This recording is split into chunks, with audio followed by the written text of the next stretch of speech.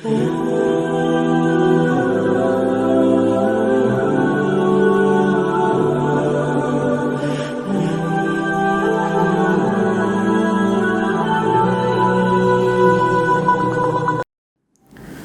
باللہ من الشیطان الرجیم بسم اللہ الرحمن الرحیم وَإِذَا قِيلَ لَهُمْ تَعَالَوْا إِلَى مَا أَنزَلَ اللَّهُ وَإِلَى الرَّسُولِ قَالُوا حَسْبُنَا مَا وَجَدْنَا عَلَيْهِ آبَاءَنَا أَوَلَوْ كَانَ آبَاؤُهُمْ لَا يَعْلَمُونَ شَيْئًا وَلَا يَهْتَدُونَ صدق اللہ العظیم۔ سامعین کرام، سورہ المائدہ کی آیت نمبر 104 آپ کے سامنے تلاوت کی ہے۔ دریا کے بہاؤ کے ساتھ بہتے جانا، تیرتے جانا، یہ نسبتاً آسان کام ہے۔ ہوا جس طرف انسان کو دھکیل رہی ہے اس طرف سفر کرنا بھی آسان کام ہے۔ انسانوں کی اکثریت جس طرف جا رہی ہے اسی طرف، اسی راستے پر بھیڑ چال کرتے ہوئے پیچھے چلنا بہت آسان کام ہے۔ مشکل یہ ہے کہ جب آپ ایک ایسے راستے کا انتخاب کرتے ہیں جو ہوا کے رخ کے مخالف ہوتا ہے، اکثریت اس کے خلاف ہوتی ہے، پانی کا بہاؤ اس کو روک رہا ہوتا ہے، تو پھر آپ کے لیے زندگی گزارنا بڑا مشکل ہو جاتا ہے۔ دور حاضر میں بھی اور شروع کے دور میں بھی ایسا ہی رہا ہے کہ اکثریت انسانیت کے خلاف تھی، انسانی آزادی کے خلاف رہی ہے۔ اکثریت نے شیطان کی پیروی کی ہے، یا اپنے نفس کی خواہشات کی پیروی کی ہے، یا اپنے باپ دادا کی خواہشات کی پیروی کی ہے، ان کے حکم پر چلی ہے، یا اس دور حاضر یا اس دور کے حکمرانوں کی، طاقتور طبقے کی، جگیرداروں کی پیروی کی ہے، اور ان کے باتوں کے، ان کے احکامات یا ان کی روایات و رسم کے مطابق چلی ہے۔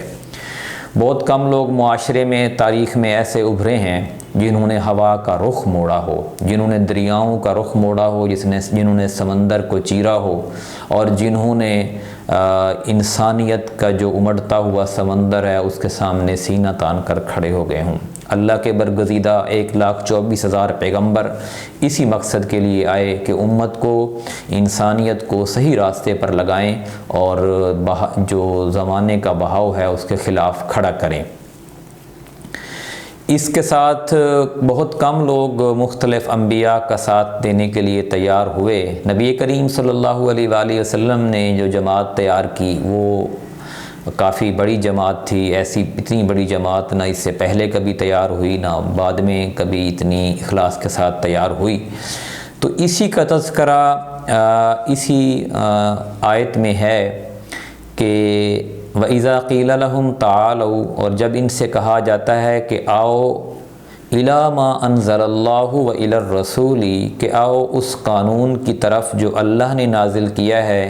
اور آؤ پیغمبر کی طرف، یعنی پیغمبر تمہارے معاملات کا فیصلہ کرنے کے لیے تمہیں بلاتے ہیں۔ تمہارا کوئی بھی جھگڑا ہو، کوئی بھی مسئلہ ہو، کوئی بھی تمہارا وراثت کا مسئلہ ہو، جائیداد کی تقسیم کا مسئلہ ہو، قتل و غارت کا مسئلہ ہو، شادی بیاہ کا مسئلہ ہو، کوئی بھی باہمی نزاع کی کسی بھی صورت کو تم نے اللہ کے رسول کی طرف آنا ہے۔ اور آپ دیکھتے ہیں قالوا حسبنا،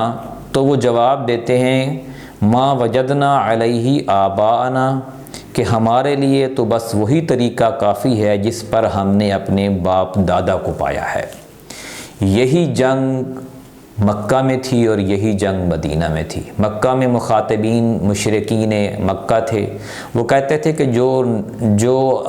دین یا جو مذہب، جو نظام پہلے سے چل رہا ہے آپ اس کی مخالفت نہ کریں، ہم اسی پر چلیں گے، اور آپ ہمارے باپ دادا کو غلط کہتے ہیں، ہم ان کو غلط نہیں کہہ سکتے، ہم ان کی پیروی کرتے رہیں گے۔ اور جب آپ مدینہ میں تشریف لائے تو یہودی اور ان کے پیروکار منافقین، ان کی بھی یہی تھی کہ ہم تو وہی کریں گے جس پہ ہمارے باپ دادا چلے آ رہے ہیں۔ اولو کان آباؤہم، کیا یہ باپ دادا ہی کی تقلید کیے چلے جائیں گے؟ لا یعلمون شیئا ولا یہتدون، خواہ وہ کچھ نہ جانتے ہوں اور صحیح راستے کی انہیں خبر ہی نہ ہو۔ یعنی ضروری تو نہیں ہے کہ ہر دور میں جو باپ دادا ہوں وہ صحیح راستے پر ہوں، اور ہو سکتا ہے کہ ان کو صحیح بات کی خبر ہی نہ ہو، راستہ ہی ان کو بھولا ہوا ہو، یا وہ غلط راستے پر ہوں، اور تمہیں صحیح راستہ دکھانے کے لیے اللہ کا پیغمبر آ چکا ہے، تو پھر بھی تم اسی راستے کی طرف جاؤ گے۔ اس کا تذکرہ قرآن پاک میں متعدد مقامات پر ہوا ہے کہ جب ان سے کہا جاتا ہے کہ آؤ اللہ کی طرف، آؤ اللہ کے رسول کی طرف، تاکہ وہ تمہارے معاملات کا فیصلہ کریں، تمہاری زندگی کا فیصلہ کریں، تو وہ اکثر یہی کہتے تھے کہ ہم تو وہ کریں گے جس پر ہم نے اپنے باپ دادا کو پایا ہے۔ جیسے سورۃ البقرہ میں بھی ہم پڑھ چکے ہیں، وَإِذَا قِيلَ لَهُمُ اتَّبِعُوا مَا أَنزَلَ اللَّهُ، ان سے جب کہا جاتا ہے کہ اللہ نے جو احکام نازل کیے ہیں ان کی پیروی کرو، قالوا بل نتبع ما الفینا علیہ آباءنا، تو جواب دیتے ہیں کہ ہم تو اسی طریقے کی پیروی کریں گے جس پر ہم نے اپنے باپ دادا کو پایا ہے۔ اولو کان آباؤہم لا یعقلون شیئا ولا یہتدون، اچھا اگر ان کے باپ دادا نے عقل سے کچھ بھی کام نہ لیا ہو اور راہ راست نہ پائی ہو، تو کیا پھر بھی یہ انہی کی پیروی کیے چلے جائیں گے؟ یعنی یہ بہت مشکل کام ہے کہ جو معاشرہ جس میں آپ نے آنکھ کھولی ہے، جس میں آپ پل کر جوان ہوئے ہیں، بڑے ہوئے ہیں، اس معاشرے میں آپ کے خاندان، آپ کے باپ دادا ایسی رسموں کی پیروی کر رہے ہیں جو سراسر اسلام کے خلاف ہیں، تو آپ ان رسموں کے خلاف کھڑے ہو جائیں اور آپ یہ کہیں کہ یہ تو اسلام میں ہے ہی نہیں، تو ان مقدس رشتوں کے سامنے آپ مخالفت کی دیوار بن کے کھڑے ہو جائیں، تو یہ کوئی آسان کام نہیں ہے، یہ بہت مشکل کام ہے۔ بعض اوقات ایسا محسوس ہوتا ہے کہ آپ معاشرے میں اکیلے رہ جائیں گی اور کوئی آپ کے ساتھ بھی کھڑا نہیں ہوگا۔ میں آپ کو اپنی مثال دیتا ہوں کہ جیسے میں نے آج سے 4 سال پہلے وابڈا کے خلاف مہم شروع کی، اور آدھا شہر مجھے سمجھانے والا تھا کہ آپ ان کو چھوڑ دیں، اور جو کرپٹ اور جنہوں نے اتنا ملک کا پیسہ لوٹا اور لوگوں کے پیسے اور کرپشن ابھی بھی وہ کر رہے ہیں، شاید اس سے بھی زیادہ کر رہے ہیں، کیونکہ وزیر مشیر ان کی سپورٹ میں ہیں، وہ ظاہرہ حصہ سب کو جاتا ہے، نیچے سے لے کر اوپر چیئرمین میپکو تک حصے جاتے ہیں، اور یہی لوگ کما کے اوپر بھیجتے ہیں، تو کماؤ پوت کس کو برے لگتے ہیں۔ تو لوگ مجھے یہی کہتے تھے کہ جس طریقے سے تم چل رہے ہو نا، تمہارا تو کسی نے جنازہ بھی نہیں پڑھنا، تو جنازے میں بھی نہیں آنا۔ تو وہ لوگ میرے اپنے مجھے ابھی بھی اچھی طرح یاد ہیں، میرے سامنے آتے ہیں۔ تو میں نے کہا کہ بھائی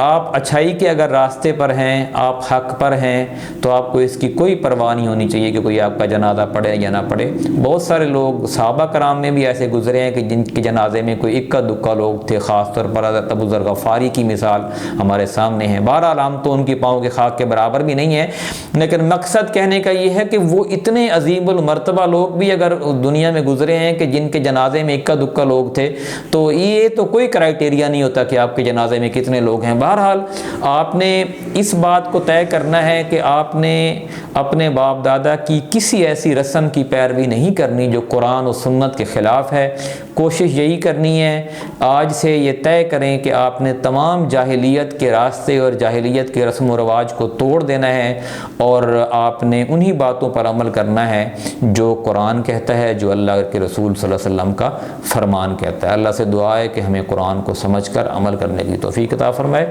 جزاک اللہ۔